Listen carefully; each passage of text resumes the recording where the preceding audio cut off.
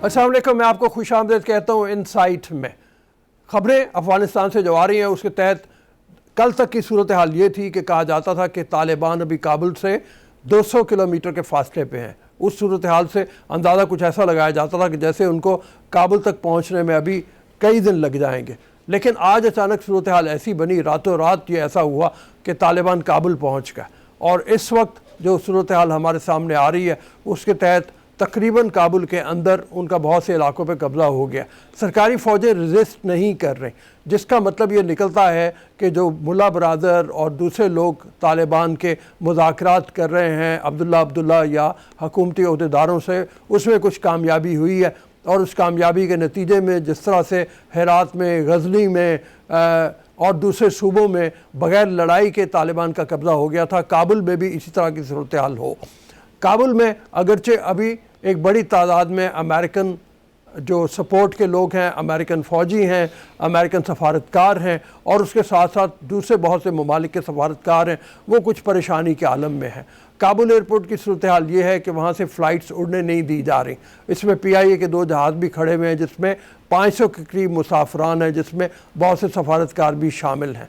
सूरत हाल क्या होगी लम्हा ब लम्हा हम आपको बाखबर रखेंगे अपनी न्यूज़ में, लेकिन इस वक्त चलते हैं अफ़गान अमूर के एक एक्सपर्ट जिनसे जानते हैं तालिबान की स्ट्रेटजी क्या होगी, वो मुस्तक़बिल की हुकूमत में किस तरह के नुमाइंदे लाएंगे और उसके साथ साथ तर्ज़ हुकूमत उनका किस तरह का होगा। अभी चलते हैं अरशद की तरफ। अस्सलाम वालेकुम अरशद। वालेकुम अस्सलाम, बहुत शुक्रिया जी। सर, ये तो हैरत अंगेज़ हो गया ना जो इस वक्त चल रही है सूरत हाल। कहाँ लोग 2 दिन पहले ये कह रहे थे कि तालिबान अभी काबुल से 200 किलोमीटर दूर हैं और ये 2 दिन भी नहीं हुए और काबुल में वो पहुंच गए। उससे पहले मज़ार शरीफ, गजनी, एक के बाद दूसरा सूबा गिरता चला गया और इसमें जंग भी नहीं हुई। काबुल के बारे में आपके पास क्या खबरें हैं? क्या सरकारी फ़ौजें यहाँ पे कोई मज़ामत करेंगी या यहाँ भी बातचीत के ज़रिए ही उसी तरह सरेंडर कर दिया जाएगा? जी बिल्कुल, जिस तरह आपने फरमाया कि अचानक सब कुछ हो गया और जो कल तक लोग कह रहे थे कि काबुल से अभी बहुत दूर हैं, एक ही रात में सब कुछ मुकम्मल चेंज हो गया, पांसा पलट गया है। मैं बिल्कुल नहीं समझता कि काबुल में सिक्योरिटी फोर्सेस कोई रेजिस्टेंस देंगी। इसकी जो मेन वजह है वो ये है, अफ़गान तालिबान के बकौल बहुत महीनों से उनके जो लोग हैं, उनके कमीशन के दावत व जल्ब के, जिनका काम है मुखालिफिन से बातें करना, उनको कन्विंस करना, वो बहुत अरसे से लगे हुए थे अफ़गानिस्तान के दारुल हुकूमत में और उसके अलावा मेजर सिटीज़ में इम्पॉर्टेंट लोगों से, गवर्नमेंट के और आर्मी के और दूसरे जो पुराने मुजाहिदीन कमांडर से, उनसे मुज़ाकरात और उनके साथ कन्विंसिंग की बातें बहुत अरसे से होती आ रही थी। और आज जब ये काबुल पर पहुंचे हैं 2 अतराफ से, हालांकि इनके पास 4 ऑप्शंस थे, तो वहाँ पर इनको दावत दी गई कि आप आएँ और आप लोग कब्ज़ा ले लें, लेकिन तालिबान ने उस वक्त कहा कि नहीं, हम अपने सुपीरियर्स जो हमारे हैं उनके जो उनका हुक्म आएगा उसके बाद आएंगे। और लगता यह है कि अब अंदर काबुल शहर में कोई भी रेजिस्ट नहीं करेगा, क्योंकि ऑलरेडी तालिबान के तरफ से एक स्टेटमेंट आ चुकी है कि काबुल के शहरियों को, उसके अलावा सरकारी मुलाजिमीन को, और सबसे अहम बात यह कि हुकूमती जो लोग फ़ौज के साथ काम करते थे, किसी को भी कोई ज़रर नहीं पहुंचेगा। तो ये बड़ा हैरत अंगेज़ है। अब इस वक्त बात ये हो रही है कि करज़ई भी फौरी तौर पे वहाँ से निकलेंगे, अशरफ गनी भी वहाँ से निकलेंगे। करज़ई का तो खैर पता ही नहीं इस वक्त वो कहाँ पे मौजूद हैं। अब्दुल्ला वो शायद कतर में बैठे हुए हैं। ये जो लोग हैं और सफारतकार बहुत से वो जो हैं या हुकूमती ओहदेदार, उनको अमान की रियायत तो दी जाएगी, लेकिन इस वक्त वो एक भगदड़ सी बची हुई है। काबुल एयरपोर्ट के ऊपर तैयारे खड़े हैं उड़ने के लिए, लेकिन उनको उड़ने की इजाज़त नहीं मिल रही। उसमें PIA के भी 2 तैयारे हैं जिनको अभी तक इजाज़त नहीं मिली उड़ने के लिए, उसमें भी सफारतकार मौजूद है। तो इनके बारे में भी बताइए कि हामिद करज़ई जो पाकिस्तान के भी और अफ़गान के एक बड़े क्रिटिक के तौर पर रहे हैं, अशरफ गनी जो बहुत क्रिटिक रहे हैं, वज़ीर आज़म भी जो इस वक्त सदर इस वक्त जो मौजूद है उनके, और अब्दुल्ला, इन लोगों की राय क्या होगी? ये क्या कर रहे होंगे? देखिए, मैं समझता हूँ जब तालिबान ने आम मुआफ़ी का ऐलान किया है तो सबके लिए मुआफ़ी होगी। इसमें वो जिस तरह हमने देखा कि परसों अपने सख्त तरीन मुखालिफ कमांडर इस्माइल ख़ान को भी उन्होंने अफ़ू किया और उनके पास जाकर उनसे मिलने के लिए गए।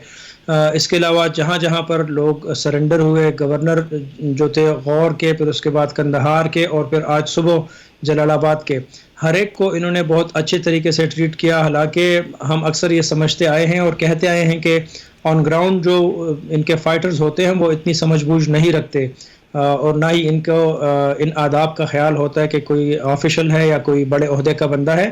لیکن انہوں نے بھی ان لوگوں کے ساتھ بڑا اچھا رویہ رکھا. اسی طرح طالبان نے جب عام معافی کا اعلان کیا ہے تو یہ اوپر سے لے کر نیچے تک ہر ایک بندے پر لاگو ہوگا. اس کے ساتھ اگر ہم کنیکٹ کریں، کل جو ملا محمد عمر مجاہد کے بیٹے جو طالبان کے نائب ہیں، ملا محمد یعقوب نے ایک سٹیٹمنٹ جاری کیا تھا جس میں انسٹرکشنز تھی اپنے لوگوں کے حوالے کے لیے کہ کسی بھی نہ ایئرپورٹ پر نہ کسی بندے کو، نہ کسی طیارے کو، نہ انفراسٹرکچر کو نقصان پہنچایا جائے گا، کسی بھی سرنڈرنگ فوجی کو نقصان نہیں پہنچایا جائے گا. اس کے علاوہ سویلینز کا بہت خیال رکھا جائے گا. اور انہوں نے یہ بھی کہا تھا کہ سب کچھ جو ہے اس ملک کے، چاہے وہ ان کے پاس اسلحہ آیا ہے، چاہے گاڑیاں ہیں، بینکس ہیں، جو کچھ بھی ہے وہ ان لوگوں کی امانت ہے اور اللہ نے ان کو ایک امانت کے طور پر دی ہے اور ان کی حفاظت کرنا اب ان سب پر فرض پڑتا ہے. اور انہوں نے یہ بھی تنبیہ کہ اگر کوئی ان چیزوں کی مخالفت کرتا ہے، کہیں بد اخلاقی یا ہیومن رائٹس کی وائلیشن کرتا ہے، تو طالبان ان کے ساتھ سختی سے نپٹیں گے.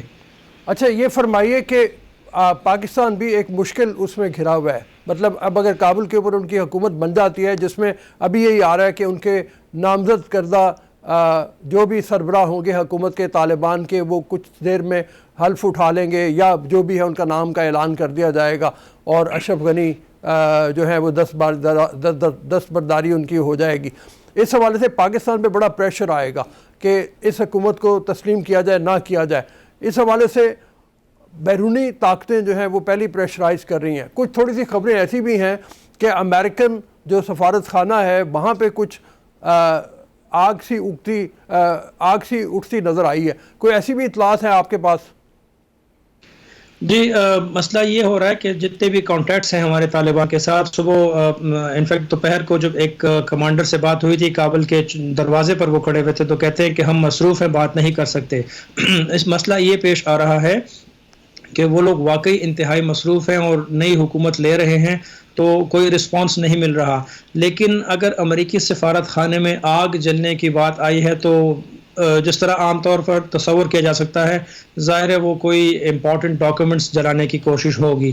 لیکن جب ہم دوسری طرف بات کرتے ہیں پاکستان پر فشار کی، یہ مسئلہ پاکستان کے لیے اس لیے اہم ہے کہ ہم قریبی ملک ہیں اور ہمارے اوپر تمام دنیا کی نگاہیں پڑی ہوئی ہیں جن کی سوچ یہ ہے کہ شاید طالبان ابھی تک ہمارے کنٹرول یا تسلط میں ہیں. میں سمجھتا ہوں کہ مغربی ممالک میں ایک ایک کر کے سب طالبان کو قبول کر لیں گے، ایکسیپٹ کر لیں گے، اور پاکستان کو بھی یہ کرنا پڑے گا. لیکن وہ کہتے ہیں نا، بارش کا پہلا قطرہ کون ثابت ہوگا، کون سا ملک ہوگا جو ان کو اس طرح تسلیم کرے گا. اگر قسمت نے ساتھ دیا پاکستان کے، رشیا یا چائنا ان میں سے آگے بڑھتا ہے، یہ اسٹیپ لیتا ہے، تو پھر ہمارے لیے سہولت ہو جائے گی. ادروائز واقعی پاکستان کو بہت سخت مشکل ٹائم ہے اس وقت. قطر میں ڈائلاگ ہو رہے ہیں، کیونکہ قطر میں ہی ڈائلاگ ہوتے رہے ہیں. ہو سکتا ہے کہ اگر ڈائلاگ کے ذریعے وہاں پہ کوئی سولوشن نکل آتا ہے تو قطر ہی پہلا ملک بن جائے یا یو اے ای میں سے کوئی ایک ملک آگے آئے اور وہ بن جائے. اس صورت میں بھی سہولت میرے خیال میں ہو سکتی ہے اگر قطر پہلے ایکسیپٹ اس کو ریکگنائز کر لے تو. ہاں دیکھیں، قطر کے طالبان کے اوپر بہت احسانات ہیں اور یہ طالبان کے سربراہان ہمیشہ کہتے آئے ہیں کہ جب ہمیں کہیں پر پناہ نہیں مل رہی تھی، قطر نے ہمیں دفتر پرووائڈ کیا اور ہمارے لوگوں کو رکھا. لیکن قطر کے لیے ایسا کرنا فی الحال اس لیے مشکل نظر آ رہا ہے کہ وہ امریکہ سے ضرور مشاورت کریں گے اور امریکہ جو چاہے گا قطر وہی کرے گا.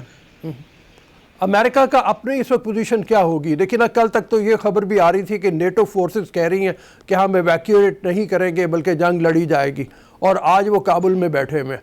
تو اس میں نیٹو فورسز اور امریکہ کا کیا رد عمل ہوگا آپ کے خیال میں؟ دیکھیے، امریکیوں نے تو اپنے آپ کو مکمل سیکیور کر لیا ہے، وہ تو اپنی افواج کو نکال چکے. اب ان کے لیے جو درد سر ہے وہ اپنے سفارتکاروں کو اور یہاں پر اور جو کنٹریکٹرز وغیرہ ہیں ان کے جو امریکی شہری ہیں ان کو نکالنے کا مسئلہ ہے. میرے خیال سے وہ کیلکولیشنز اس کی کچھ غلط ہو گئی. وہ سمجھ رہے تھے کہ شاید ہفتہ آدھ لگے گا طالبان کو کابل تک پہنچنے میں، اس لیے وہ تھوڑا انہوں نے چستی دکھانے کی کوشش نہیں کی اور اب پھنسے ہوئے ہیں. جو آپ نے اس سے پہلے بات کی کہ کابل ایئرپورٹ سے فلائٹس پر فی الحال پابندی لگی ہوئی، کسی کو اڑنے نہیں دیا جا رہا ہے، تو پرائیورٹی امریکی اپنے قبضے میں لے رہے ہیں، وہ اپنے لوگوں کو نکالنے کی پہلی کوشش کر رہے ہیں، ان کے ہیلیز اور ان کے جو جہاز ہیں پرائیورٹی بیسس پر وہ نکل رہے ہیں۔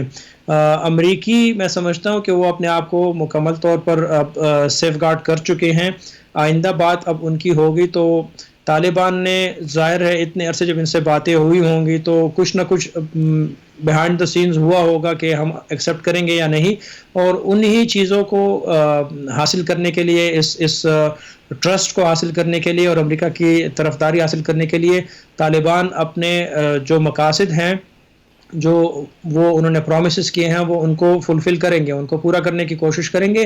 ان میں ایک یہ ہوگا کہ وہ نرمی دکھائیں گے، بہت سی چیزوں میں جو ان کی سختی تھی پہلے اب وہ سختی شاید نہ رہے، کیونکہ ان کو پتہ ہے کہ ہم نے انٹرنیشنل کمیونٹی کے ساتھ چلنا ہے اور وہ تبھی ہمیں ایکسیپٹ کریں گے جب ہم ان کے ساتھ نرمی کریں گے۔ ایک بہت بڑی چیز جو آئے گی وہ انسانی حقوق کے حوالے سے آئے گی، جو پریشرائز ان کو یورپ بھی کرے گا، امریکہ بھی کرے گا، اور پھر اس کے ساتھ ساتھ خواتین کے حقوق کے حوالے سے بات چیت ہوگی۔ تو اس حوالے سے بھی کوئی خبر ہے جن جن علاقوں پہ انہوں نے قبضہ کیا ہے وہاں پہ انسانی صورتحال کیا ہے حقوق کی، اور خواتین کے حوالے سے کوئی ایسے پیغامات تو نہیں ملے یا کوئی ایسے احکامات تو نہیں ملے کہ خواتین کو پھر دوبارہ اسی طرح سے پردے کے اندر رکھ کے یا ملازمت نہیں کرنے کی اجازت دی جا رہی؟ دیکھیں اس میں ایک عجیب سی صورتحال یہ ہے کہ بعض اوقات جو کابل حکومت کی سپورٹڈ میڈیا سے پیغامات جاری ہوتے تھے ان کی حقیقت اصل میں نہیں ہوتی تھی۔ اب مختلف خبریں آئیں کہ طالبان نے لڑکیوں کو اسکول یونیورسٹی جانے سے روکا، یہ کیا وہ کیا۔ اگر خدا نخواستہ ایسا ہوا بھی ہو جس طرح ہرات سے پرسوں رپورٹ آئی تو اس کی ایک وجہ تو یہ ہے کہ فی الحال ملک حالت جنگ میں ہے، ابھی طالبان ایسا نہیں کہ بس وہ کنٹرول میں آ گئے اور سب کچھ ایک دم ٹھیک ہو جائے گا۔ ان کی جتنی میرے باتیں ہوئی ہیں، میرے جو ایکسپیرینسز ہیں طالبان کے ساتھ اٹھک بیٹھک میں نے یہی بات نوٹ کی ہے کہ وہ اب خواتین کی لڑکیوں کی تعلیم کی مخالفت بہت کم ہے ان میں۔ ایک بات جو ہے یہ اب بات دوسری طرف چلی جائے گی، لیکن ایک موقع پر ہم ایک ہیومینیٹیرین کام کے سلسلے میں طالبان سے رابطے میں تھے تو انہوں نے انفیکٹ خود اپنے علاقے میں خواتین کی لسٹ دی کہ آپ ان خواتین کو یہ تعلیم یافتہ ہیں اور ایکسپیرینس ہیں، آپ ان کو اس پروجیکٹ میں رکھیں کہ ہمارے علاقے میں یہ کام کریں۔ بچوں کے حوالے سے کوئی پروگرام تھا، بچوں کی صحت کے حوالے سے۔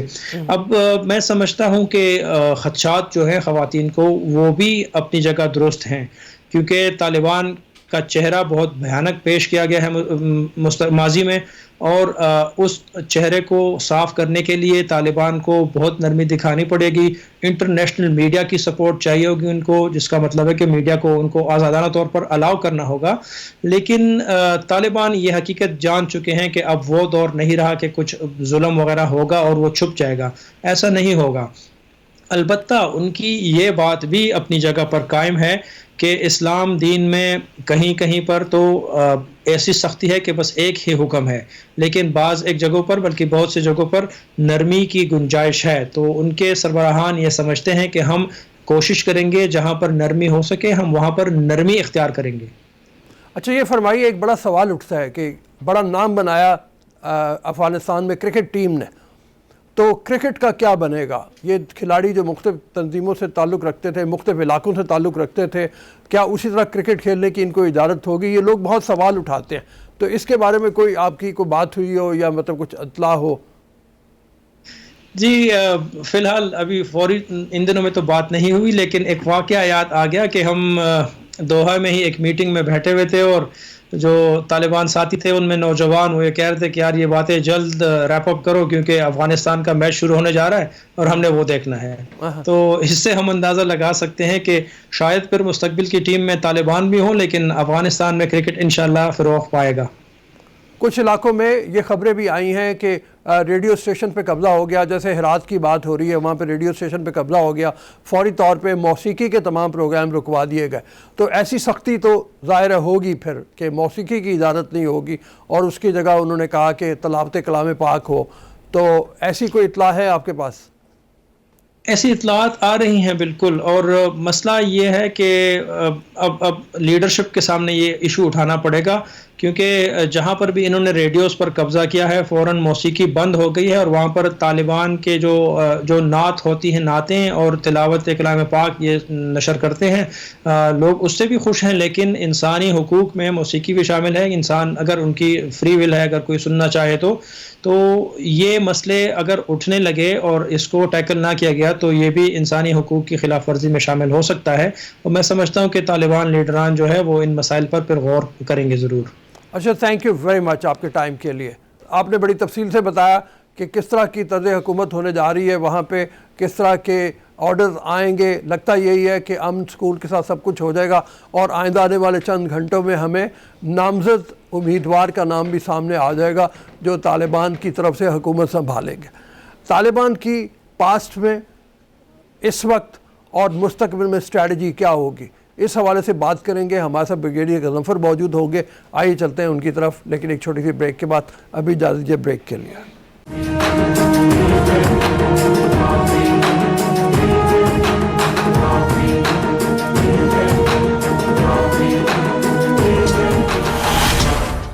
ہمارے ساتھ موجود ہیں سید غضنفر علی صاحب، بریگیڈیئر ریٹائرڈ، جو افغان امور کے ماہر ہیں، دفاعی تجزیہ کار ہیں۔ السلام علیکم جناب۔ جی وعلیکم السلام۔ سر، جو خبریں تھیں وہ تو 2-4 دن پہلے تک کچھ اور بھی بتا رہی تھیں، لیکن جیسے کہ ہم تھوڑی دیر پہلے بھی بات کر رہے تھے کہ راتوں رات پانسا پلٹ گیا اور افغان طالبان کابل میں پہنچ گئے، اور اب لگتا یہ ہے کہ آئندہ چند گھنٹوں میں ان کے نامزد کردہ امیدوار افغان حکومت کا عہدہ سنبھال لیں گے۔ افغان حکومت کو ان کی نامزد کردہ جو لوگ ہیں وہ بھی سامنے آ جائیں گے، ان کے نام بھی ہمیں معلوم ہو جائیں گے تھوڑی دیر میں۔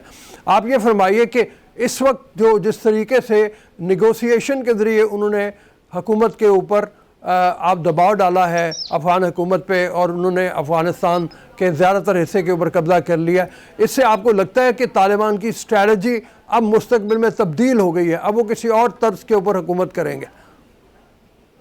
پہلی بات تو یہ آپ نے جو اسٹریٹجی کی بات کی، تو طالبان کی جو اسٹریٹجی ابھی تک جو رہی ہے وہ جس کسی نے بھی ان کو ایڈوائز کیا ہے وہ ایک بہت انہوں نے فائنل گیم کھیلی ہے، اور یہ جو ایکسپیکٹیشنز تھی کہ جی یہ طالبان جیسے امریکن اسٹیمیٹ پہ لوگ بیس کر رہے تھے کہ جی وہ 90 ڈیز میں کابل کو فتح کریں گے، اس کی بنیادی وجہ افغان امریکنز اس کو کسی اور اینگل سے دیکھ رہے تھے، کیونکہ گراؤنڈ ریالٹی کو نہیں دیکھ رہے تھے۔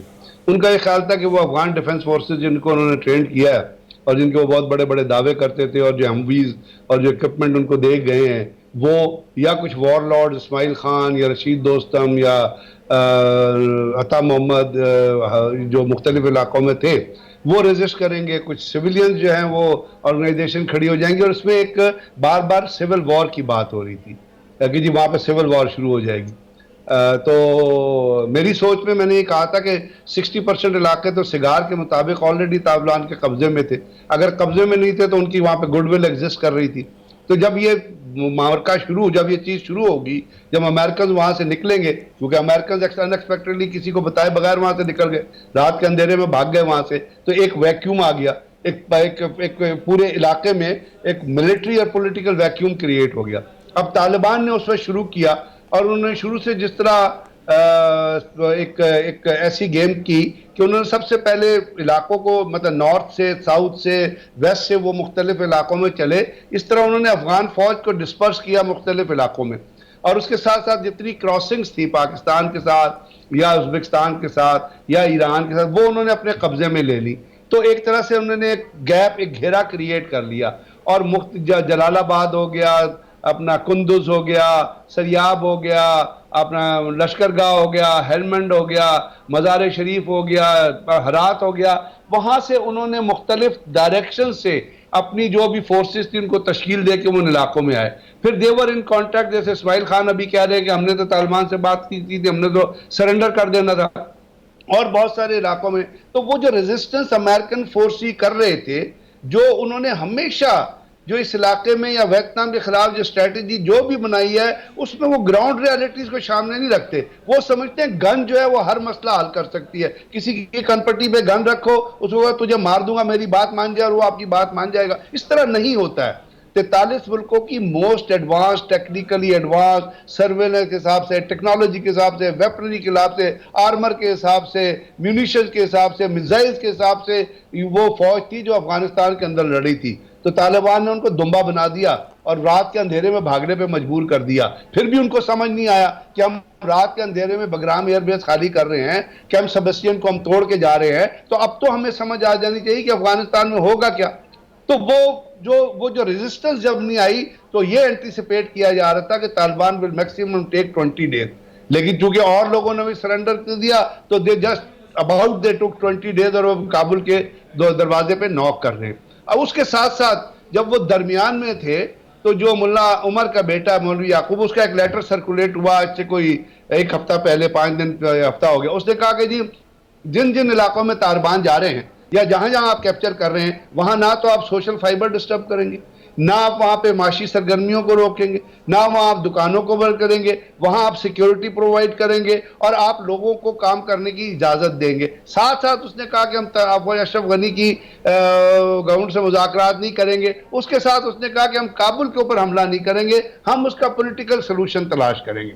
اب یہ چیزیں جب گراؤنڈ پہ آئی، ہرات اور قندھار اور مزار شریف کیپچر ہوئے، تو آج آپ دیکھیے اگر آپ تھوڑا سا اس کو فالو ضرور کر رہے ہوں گے کہ ہرات میں، قندھار میں، مزار شریف میں، ہلمند میں، سرائے پل میں جو ان کے شہر ہیں وہاں نارمل زندگی چل رہی ہے. وہاں کوئی نہ لڑائی ہے نہ اب وہ جو سویلین ہیں، آپ چاہے وہ کوئرشن کہہ لیں، چاہے وہ پریشر کہہ رہے ہیں، چاہے وہ ڈر کہہ رہے ہیں، لیکن یہ ہے کہ وہاں پہ ایک فضا اس وقت جو ہے وہ امن و امان کی فضا کے ساتھ اپنے اپنے علاقوں میں کام کر رہے ہیں. اور طالبان نے کابل میں بھی یہ کہہ دیا کہ جو گورنمنٹ فورسز کے لوگ ہیں وہ کام کرتے رہے، ہم ان کو ڈسٹرب نہیں کریں گے. تو پولیٹیکلی ابھی کوئی تھریٹ ہے نہیں، نہ وہاں پہ دوستم موجود ہے، دوستم کے علاقے پہ قبضہ ہو گیا، دوستم بھاگ گیا ہے، نہ وہاں پہ برہان الدین ربانی پہلے قتل ہو چکے ہیں. احمد شاہ مسعود جو ہے وہ ہرات میں جو تاجک کمیونٹی کو لیڈ کرتا تھا وہ وہاں پہ موجود، اس کا بیٹا ہے احمد مسعود جس کی اتنی فالوئنگ نہیں ہے، وہ کہہ تو رہا ہے کہ جی ہم طالبان کے ساتھ مذاکرات کریں گے اور ہم ان کے ساتھ گورنمنٹ میں شامل ہونا چاہتے ہیں، لیکن وہاں پہ تاجکس کھڑے نہیں ہوئے. دوسرا انہوں نے طالبان نے کیا کیا کہ ہزارہ ایک ٹرائب تھا جس کا ایران سپورٹ کیا کرتا تھا، جو کوہ بابا سینٹرل افغانستان میں جو جگہ ہے ہزارہ کی، وہاں انہوں نے پہلے ہی ایک شیعہ گورنر لگا دیا، مجددی صاحب ہیں جن کو انہوں نے اپائنٹ کر دیا. اس لیے آپ نے دیکھا ہزارہ کی طرف سے نہ ریزسٹنس آئی نہ وہاں کوئی خرابی ہوئی. اور اب انہوں نے یہ کہہ دیا جن علاقوں میں گئے، ہرات میں گئے، باقی کہ جو شیعہ ہیں وہ اپنے اپنے کام کریں، محرم کے جلوس کریں، ہم ان کو پروٹیکشن پرووائڈ. اس کا مطلب وہ ریلیجیس ہارمنی جو ہے وہ کریٹ ہو گئی، ایتھنک ہارمنی پہلے موجود ہو گئی. اسماعیل خان نہیں لڑا، رشید دوستم ازبک نکل گیا، وہاں پہ لوگ نہیں کھڑے ہوئے. تو میرا کہنے کا مطلب یہ ہے کہ یہ کیومولیٹو چیز ہے جو انہوں نے اپنی اسٹریٹجی کے مطابق ان 20-25 دنوں میں اچیو کی ہے. اور اب وہ پہنچ گیا افغانستان میں. اب وہ جہاں اشرف غنی سے وہ مذاکرات نہیں کر رہے، تو انہوں نے پہلے کہا تھا ہم اشرف غنی سے مذاکرات نہیں کریں گے.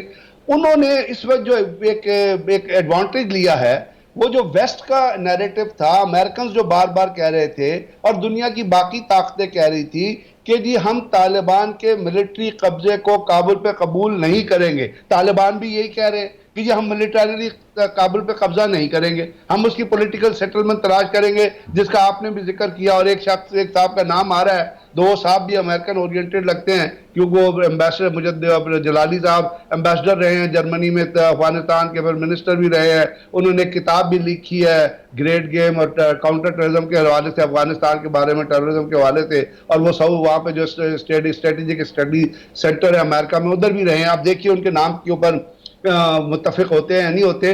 تو یہ چیزیں ابھی وہاں پہ جو مذاکرات چل رہے ہیں. اور عبداللہ کو قطر نے نامینیٹ کیا تھا. قطر میں چونکہ مذاکرات کیے، ملا برادر ادھر ہوتے تھے، تو قطر نے کہا کہ عبداللہ جو ہے وہ درمیان میں مصالحتی کے طور پہ مذاکرات کریں گے with Afghan government and then he will convey to Taliban کہ کیا چیزیں جو سیٹل ہو رہی ہیں. تو طالبان نے جو انیشیلی ڈیوائس کی تھی نا اپنی چیزیں، اور انہوں نے آج کہہ دیا، کل انہوں نے کہہ دیا تھا کہ ہم نے جنگ بندی نہیں کی ہے، نہ ہم نے سیز فائر کیا. تو وہ تمام چیزیں جو پیس ایگریمنٹ میں انہوں نے ڈینائی کی تھی، اشرف غنی ڈینائی کیا تھا، جنگ بندی ڈینائی کی تھی، اور انہوں نے کہا تھا امریکن فوجی وہاں سے نکل جائیں، امریکن نکل گئے، تب وہ انہوں نے اپنا آپریشن شروع کیا. تو وہ تمام باتیں ان کی سوچ کے مطابق ہوئی ہیں. ابھی کسی کو پسند آئے یا نہ آئے، اب اس کا یہ مطلب نہیں کہ ہم کوئی ایسا ایڈوکیٹ کرنا چاہتے ہیں کہ طالبان فوراً آ جائیں اور وہ قبضہ کریں. وہاں پہ ہونا پولیٹیکل سیٹلمنٹ چاہیے، اور وہ ہونا چاہیے جو افغانستان کے لوگوں کو پسند ہو. پاکستان کا سٹانس شروع سے کیا رہا؟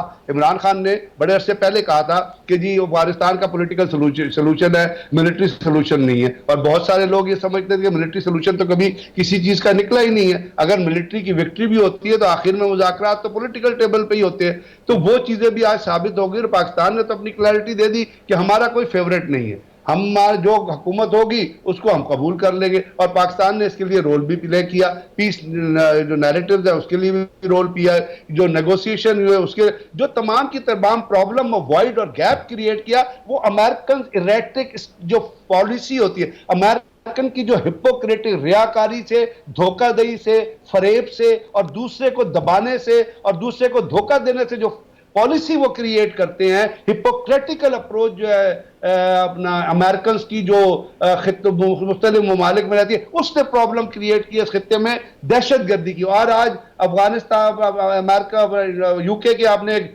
ڈیفنس منسٹر کی کس کی سٹیٹمنٹ سنی ہوگی، آئی ہے ابھی چل رہی تھی کہ مجھے شرم آ رہی ہے کہ افغانستان کے اندر جو کچھ ہو رہا ہے آج اس پہ میں شرمندہ ہوں کہ ہم نے کیا کیا. اور جتنا ویسٹرن پریس ہے وہ اس چیز پہ بحث کر رہا ہے، وہ چلا رہے ہیں اپنا پروگرام چلا رہے ہیں اینڈ گیمز کے نام سے، اور وہ امریکن سے سوال کر رہے ہیں کہ آپ نے $2 ٹریلین خرچ کیے، what have you got out of it؟ جی یہی سوال بریگیڈیئر صاحب، یہی سوال ذہن میں ہمارے بھی اٹھ رہا ہے، اور میں بھی آپ سے بات کرنا چاہ رہا تھا.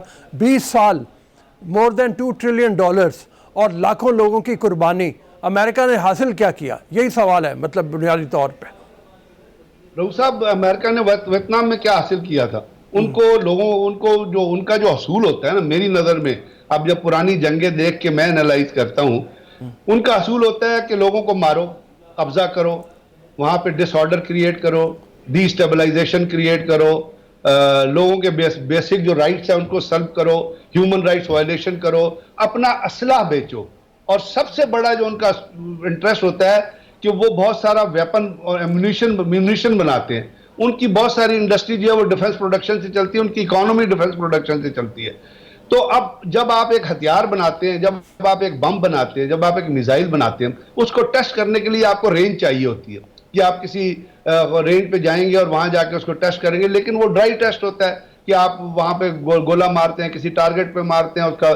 یہ لوگ ہتھیار بناتے ہیں، بم بناتے ہیں، یہ ان کو ایکچوئل جانوں پہ ٹیسٹ کرنا چاہتے ہیں. جس طرح اسرائیل جو ہے اپنے جتنے ہتھیار بناتا ہے اس کو وہ پیلسٹینین پہ لائیو ٹیسٹنگ کرتا ہے، وہ کارپیٹ بمبنگ کرتا ہے. اور 2008 میں اس نے کارپیٹ بمبنگ کی تھی، آپ کو یاد ہوگا، سپٹمبر میں. اور وہاں پہ اس نے دیکھا تھا کہ یہ جو اوپر جا کے جو بم پھٹتا ہے، یہ جو بلڈنگز کے اندر جا کے لوگوں کو بے اثر کرتا ہے، وہ اسکیٹرڈ بمبنگ جو ہوتی ہے اس کا کیا کتنے لوگ مرتے ہیں. یہی امریکنز کرتے ہیں کہ یہ جا کے ٹیسٹنگ. اب ٹیسٹنگ کہاں کریں گے؟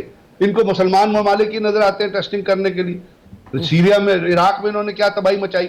کیا آپ وہی ریفلیکشن آپ کو نظر نہیں آتی کہ عراق میں اتنے عرصہ لڑنے کے بعد یہ وہاں سے بھاگ گئے اور انہوں نے وہ جتنا ہتھیار تھا وہ اٹھا لیا آ کے ISIS نے اور داعش نے.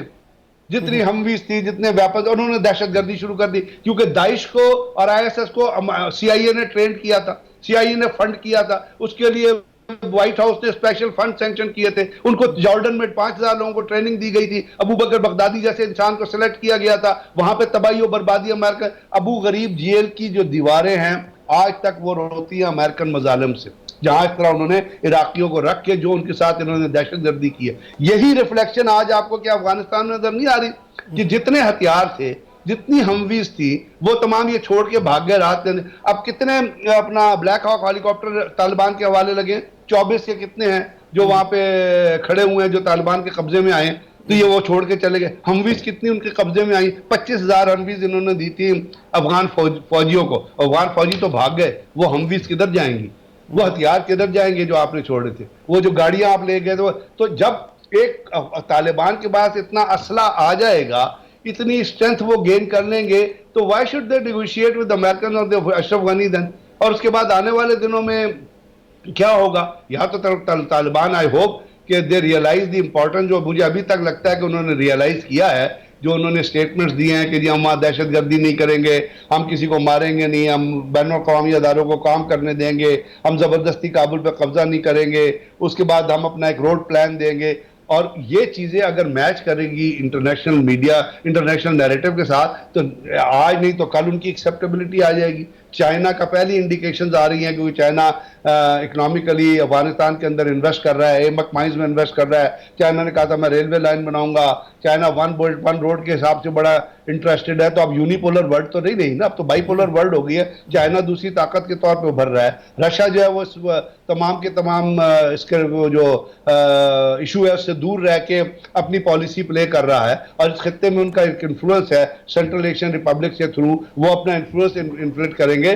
تو جو امریکنز جو ڈی اسٹیبلائزیشن کریٹ کرنا چاہتے تھے وہ 20 سال تو انہوں نے تباہی برباد کی، افغانستان کی اینٹ سے اینٹ بجا دی. ان کا یہ خیال تھا کہ ہم جب نکل جائیں گے جی اس کے بعد بھی اس علاقے میں ہم کارپیٹ بامبنگ کریں گے، جیسے انہوں نے کہا کہ ہم اوور دی ہورائزن سپورٹ کریں گے. ان کا یہ خیال تھا، جو آپ اس کو کنکلوڈ اگر گئے، ان کا یہ خیال تھا کہ یہ 90 دن تک یہاں پہ لڑائی جاری رہے گی، 2-3 مہینے. افغانستان طالبان کی، افغانستان کی ڈیفنس فورسز کی، سول سوسائٹی کی، اور جو وار لارڈ اور باقی گروپ ہیں ان کی. تو اس کے درمیان میں ہم بامبنگ کریں گے طالبان کے اوپر، ہم اپنے بم استعمال کریں گے، ہمارا خرچہ ہوگا، ہم دنیا سے تب اپنا UN سے یا باقی دنیا جو نیٹو کے ممبر ہیں ان سے، ان کے سر پہ گن رکھ کے ان سے خرچہ واپس لے لیں گے. وہ ہوا نہیں، کیونکہ جب یہ سوچتے، جو یہ سوچتے ہیں اس کے خلاف کام ہوتا ہے. یہ تباہی کے لیے سوچتے ہیں وہ ٹھیک ہوتا ہے، جہاں یہ امن کے لیے سوچتے ہیں، امن کے لیے سوچتے نہیں، تباہی کے لیے سوچتے ہیں، وہاں چیزیں مختلف ہو جاتی ہیں. اب یہ چیزیں ان کی سوچ سے ہٹ کے ہوئی ہیں. اب دیکھیے جب یہ نکلے ہیں یہاں سے تو برطانیہ کے ڈیفنس منسٹر کی سٹیٹمنٹ تھی، ڈیفنس سیکٹری کی. اس نے کہا جی جب امریکن جا رہے تھے ہم نے نیٹو کے بڑے باقی ممالک سے مشورہ کیا کہ امریکن تو جا رہے ہیں تو ہم افغانستان کے اندر رہتے ہیں، کیونکہ افغانستان کے اندر ٹرموائل آ جائے گا جب ہم وہاں سے نکلیں گے ایک دم. تو باقی ممالک نے کہا ہمیں کیا تکلیف ہے، ہم کیوں اپنے بندے مروائیں. نہ جرمنی راضی ہوا، نہ باقی ممالک راضی ہوئے، اور وہاں سے چلے گئے. تو یہ جو چیزیں یہ لوگوں کو دبا کے ہیجمنی کر کے جو امریکنز کرتے ہیں، یہ تباہی کا باعث بنتی ہے.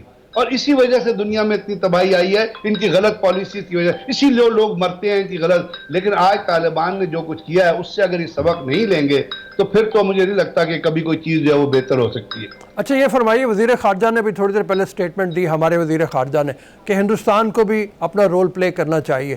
وہ ہندوستان کیسا رول پلے کر سکتا ہے اب یہاں پہ؟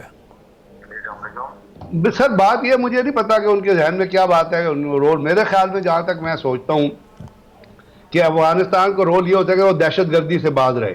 جو اس نے دہشت گردوں کے جو کارخانے قائم کیے ہیں افغانستان کے اندر، جو اس کا نیکسس ہے NDS کے ساتھ چل رہا تھا، وہ انشاءاللہ آٹومیٹیکلی تو ختم ہوگا، کیونکہ طالبان نے NDS کے ہیڈ کوارٹر پہ بھی قبضہ کر لیا ہے، اور وہاں پہ انہوں نے ان کے انٹیلیجنس سیٹ اپ پہ بھی قبضہ کر لیا ہے. لیکن اگر انڈیا جس طرح اپنے ابھی وہ میڈیا کو استعمال کر کے افواہیں پھیلا رہا ہے، ریپبلک ٹی وی ہے اس پہ میں کل دیکھ رہا تھا، اس کو یہ فکر تھی کہ جی یہ تو ڈنڈے لے کے چلتے ہیں. تو ایک انہوں نے انڈین ہیلی کاپٹر دکھایا ٹوٹا بھجا، اس کے ساتھ وہ موٹر سائیکل پہ MI-24 تھا میرا خیال، اس کے ساتھ موٹر سائیکل پہ ایک طالب کھڑا ہوا تھا. تو انہوں نے کہا کہ جی یہ طالبان یہ جو ڈنڈے لے کے چلتے ہیں یہ کس طرح کنٹرول کریں گے اس جہاز کو، ان کے پاس تو پائلٹ ہی نہیں ہے. اس کے بعد پھر ان کا ایک جرنیل تھا وہ شروع ہو گیا اول شول بکنے. اسی طرح ایک ان کا ٹیلی ویژن چینل ہے ویون، جو پتہ نہیں کہاں سے اٹھاتا ہے چیزیں اور پروپیگنڈا کرتا رہتا ہے مختلف طریقہ کار سے انڈیا کے پوائنٹ آف وہ ریئلسٹیکلی انالائز کرنے کے بجائے کہ چیزیں کیا ہو رہی ہے، وہ طالبان کو ایز این اگریسر اور پتہ نہیں دہشت گردی اور اس کے طور پہ پیش کر رہے ہیں. تو یہ جو چیزیں انڈیا کی طرف سے ہو رہی ہیں جہاں وہ دنیا کو غلط خبریں مہیا کر رہے ہیں، جیسے ایک ہیش ٹیگ چلا سینکشن پاکستان کے حساب سے، آپ نے دیکھا وہ ہماری جو سائبر سیکیورٹی کی آرگنائزیشن ہے انہوں نے جب اس کو انویسٹیگیٹ کیا اور انہوں نے سب یہ دنیا کو بتایا تو پتہ چلا کہ وہاں پہ جتنے وہ اس میں افغانستان اور انڈیا انوالو تھا، ان کی سائبر ایجنسیز انوالو تھی، اور وہ ہیش ٹیگ پاکستان جو ہے اس میں جتنے وہ اس کے اوپر وہ آئے تھے ٹویٹر پہ وہ تمام کے تمام بوٹ مشینوں سے کیے گئے تھے. تو یہ جو دہشت گردی، فزیکل دہشت گردی، مینٹل دہشت گردی اور انٹلیکچوئل دہشت گردی، جو نریندر مودی جیسے دہشت گرد اور فیشسٹ وہاں پہ بیٹھے ہوئے ہیں جو انسان کا خون پی کے خوش ہوتے ہیں، ان کے لیے وارننگ ہے. ان کو یہ کہا گیا کہ وہ اپنا رول پلے کریں، کیونکہ اگر وہ دہشت گردی، دہشت گردانہ پالیسیاں اور دہشت گردانہ اسٹیٹمنٹ جاری رکھیں گے تو وہ خطے میں امن نہیں آئے گا. سوچنے کی بات یہ پاکستان اور انڈیا کا یہ ہے، یہ ساؤتھ ایشیا کا مسئلہ ہے. یہاں پہ بہت غربت ہے. امریکہ افغانستان کو سٹیبلائز ہونے دینا چاہیے، یہ ہمارے بھی انٹرسٹ میں، انڈیا کے بھی انٹرسٹ میں. لیکن انڈیا بنیادی طور پہ دہشت گردانہ پالیسیز کو فالو کرتا ہے. وہاں پہ RSS کی حکومت ہے جو دہشت گردی پہ بلیو کرتی ہے, ہر قسم کی دہشت گردی جھوٹ اور فریب کو لے کے چلتی ہے, دھوکہ دہی کو. اور نریندر مودی ایکسپرٹ ہے دہشت گردی کا. وہ جس وقت دہشت گردی کی بیان نہیں دیتا, جس وقت لوگوں کو مجبور, اجیت کمار ڈیول جیسے لوگ جو نواز شریف کے ڈرائنگ روم میں بیٹھے ہوئے تھے, وہ اجیت کمار ڈیول جو پاکستان کے خلاف بیان دیتا ہے کہ یہاں میں لوگوں کو ماروں گا, وہ ہمارے پرائم منسٹر کے ڈرائنگ روم میں بیٹھا ہوا تھا, نواز شریف اس سے گلے مل رہا تھا. جس وقت اس قسم کے لوگ اپنا رول پلے کرنا ختم نہیں کریں گے تو اس خطے میں امن جو ہے وہ اسی طرح وہ دوبارہ جو ہے وہ ایک اس کے اندر سویئر جو ریپرکشنز ہیں وہ آ سکتی ہیں. تو اسی لیے انڈیا کو چاہیے کہ اپنی ذمہ داری کو as a responsible nation realise کرے اور وہی رول پلے کرے جو امن کے لیے رول چاہیے ہوتا ہے. دہشت گردانہ رویہ جو ہے اس کو ترک کر دے. Sir thank you very much, بہت شکریہ آپ کا. ہم دیکھنے جا رہے ہیں آئندہ چند گھنٹوں میں کہ لگتا ہے ایسا ہی ہے کہ طالبان مکمل طور پہ قابض ہو جائیں گے. جس طریقے سے, جس اسٹریٹجی کے تحت انہوں نے ملک کے اوپر قبضہ کیا ہے, جس میں کم سے کم خون بہا ہے, اسی طرح سے کم خون بہائے بغیر ہی کابل کے اوپر ان کا قبضہ ہو جائے گا اور پھر ان کی سپانسرڈ گورنمنٹ یہاں پہ نظر آئے گی ہمیں.